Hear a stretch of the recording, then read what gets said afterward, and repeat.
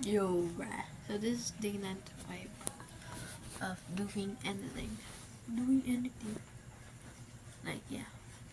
So, just spend it naman again sa Friday, which is tomorrow.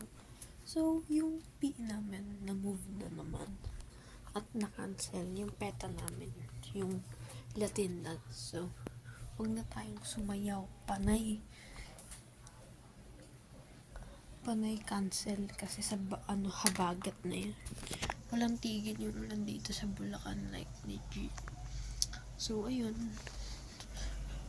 OC na naman, 'di ba? Like for a freak.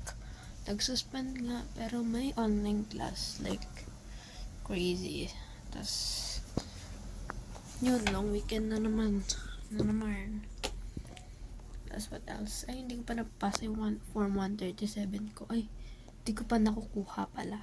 Kasi hindi pa. And I'm not sure sa price. Kasi kind of pricey pala yun. Akala ko libre lang. Sa mga ano lang pala libre. Sa mga public schools. Yeah. So, ayun. Nag-practice na kami kanina. So, yun nga. Long weekend. So, yun lang friends. Lang. So, that's practice kanina ng ano. Yun yung mga nangyari.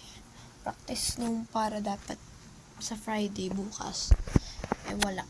Ganun talaga. So,